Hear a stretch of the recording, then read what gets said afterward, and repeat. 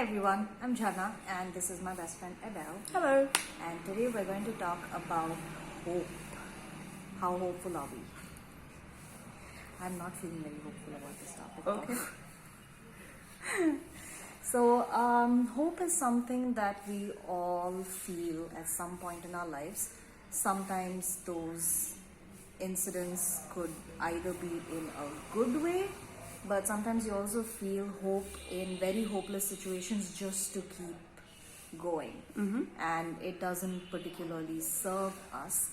And are we able to see the difference between the two situations where you genuinely feel that something might work out, and sometimes you feel like you're trying too hard, but you're just keeping yourself positive that the outcome is going to be really good. So we're just going to talk about how we can differentiate between the two and possibly understand other things that surround that mentality itself. So what is it like for you? Like, did you know at one point that you were hoping for certain things to be better, but it wasn't actually the case? In my life, hope has been the emotion that followed me when I was woefully unprepared for life. When I was not, like I had credit card debts and I somehow hoped that it will go away. I didn't prepare for my exams, so I was hoping to pass. I was in a really bad relationship, so I would read astrology things to hope that the stars were aligned.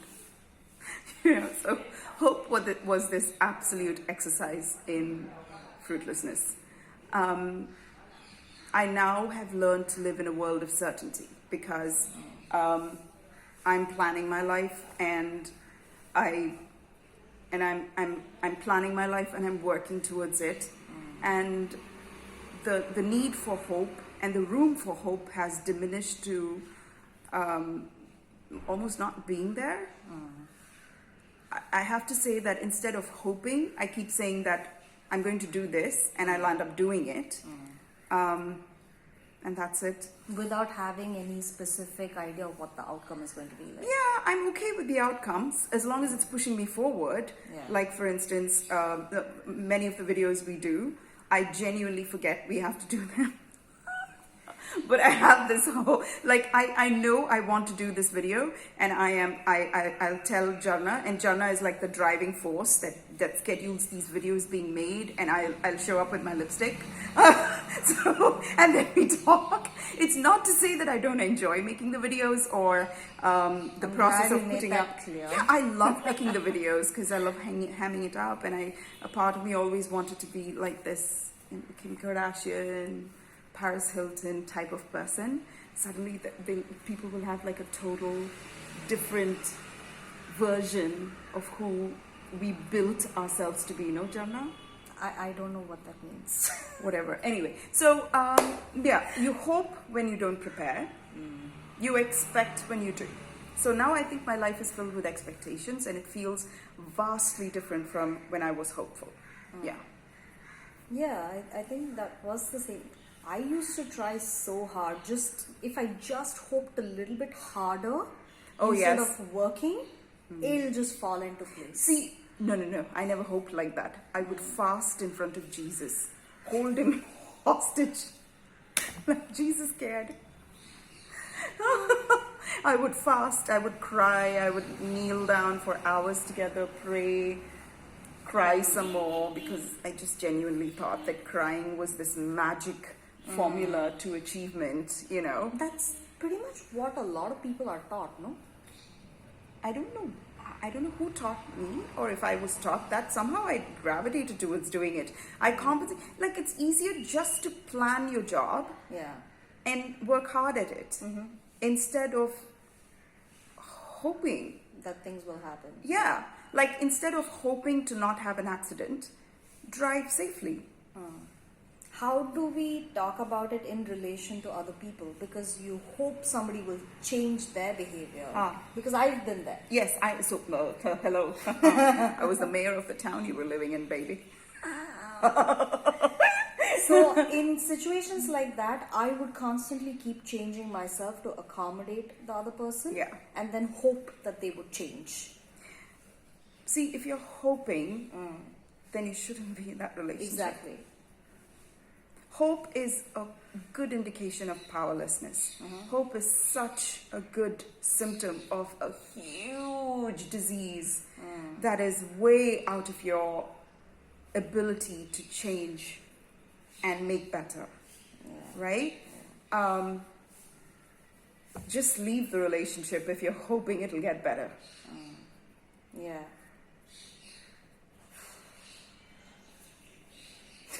Why are you staring at me? I'm not staring at you. I'm just thinking about my She gave me entire. this look. She gave me a total look.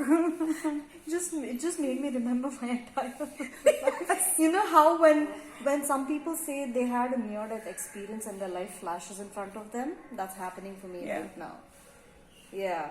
It's not a very nice feeling to think. So this is where I feel bypassing, and that's like a huge thing. A lot of people bypass what they're actually experiencing in terms of, am I happy with this person that I'm in a relationship? Am I happy with the friends that I have? Am I happy in this job? Am I happy with the life that I'm living?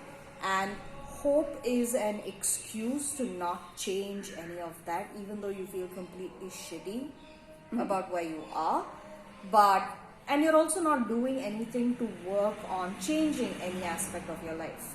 So watch out for that. If you're not able to watch out for it, see if there's somebody who can do it for you, because most times when we're in the midst of this shitstorm, you need an outside person. And for me, that was you, because I couldn't see it myself. And when you pointed out certain things to me, I realized, oh, okay, because that distance is required. And when you're right in the midst of it, there is no distance. So a lot of the decisions that I took in my life a couple of years ago, a lot of it had to do with the fact that Edel was able to see I was stewing in my own filth, but I was not willing to get out of it because I couldn't see it. So you need somebody to hold you up and, you know, like show you that this is what's happening. So find people who can do that for you. And another thing that I noticed is overlay, where you paint a picture of somebody being so amazing but they're actually not, just so you can sort of bear that situation you're in. So again, for that you require a little bit of distance, which usually comes from people who want the best for you and they have no gains coming from it. Yeah. It's very important to find people like that. And of course, as always, you need to make sure that whatever you are going in, like, always listen to that gut feeling, or that you know at some level that something doesn't feel okay. Even if you're able to experience that for a split second, maybe you can seek help at that time. Talk to other people, meet lots of people who have different points of view, and eventually you'll work at it. I feel that. Yeah. Is there anything else? Well, hope is not based on evidence or on reality, right? And that's what makes it so dangerous.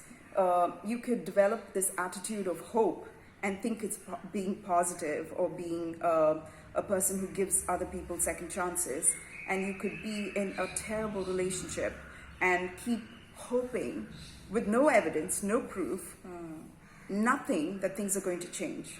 And hope is another word for foolishness, right? Insanity. It is what it is. Instead, base your life on reality. There's nothing so terrible about reality that you have to hope for a future that's different. If you want something that's different, the only certainty lies in construction. So construct your life, your future, and then you could have a modicum of certainty. There you don't have to keep room for hope, right? So a life without hope is a happier life. It is less romantic. There's less imagination involved. There's less guessing. But there's also less pressure. There's less pressure. There's more expansion. There's reality. The people that's left behind are people that you are solid with. You know, like I know empirically, I learned how to pronounce it today, right? Empirically, I know that I'm going to be okay. Before I was hoping I'll be okay. Now, no matter what, I've seen the evidence that I'm going to be okay. And that makes me so confident. Like today, I woke up thinking, yeah, I'm going to be okay. I'm just going to be fine, no matter what. And that gave me, and that wasn't based on any hope. That was based on solid evidence I've got behind me that nobody can argue about. Hoping is exhausting. I lead an extremely hopeless life, and I'm quite happy. When we say hopeless, I don't think we mean it the way people mostly think hopeless means. Okay.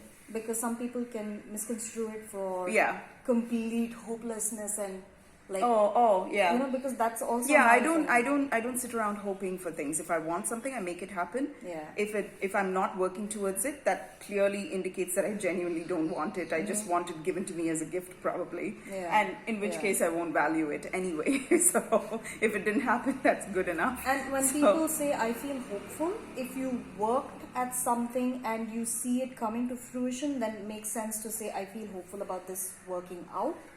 Okay. But it will be on the same lines as you said, expectations. Yes. So that is another way to look at it as well. For me, there is a clear demarcation between the word faith and between the word hope.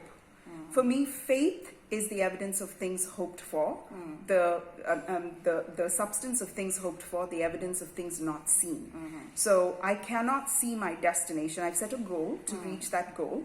I think that's what it's going to look like, and therefore I'm working towards it. And when I do reach it, and I do, and that's not based on hope that I reach it, because I'm actually doing the work to reach it. Every single day I wake up and put my day's work that is required for me to reach my destination. And therefore, when I do reach that goal, which I had created out of faith, right?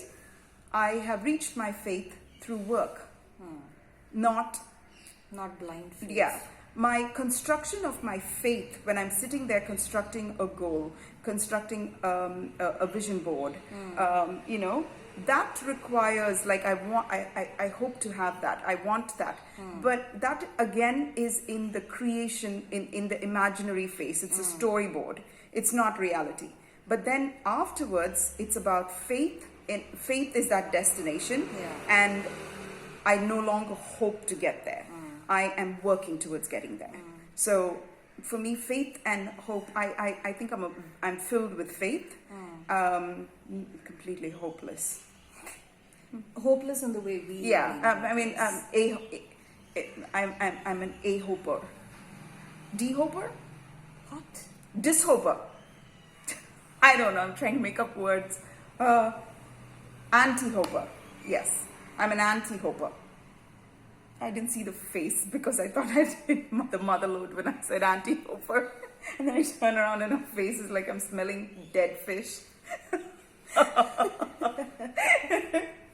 Right. Yeah, I mean, whatever you want, you need to work at it.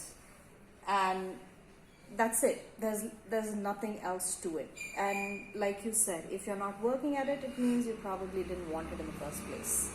So that's a wonderful video on hope leading up to Christmas, a time for festivities and hope. Joy. So if you guys have anything you want to share with us, please feel free to drop a message and click like, subscribe, share with whoever you feel wants to feel hopeful. Hopefully we haven't crushed their hopes. And we'll see you soon. Ta-da. Bye.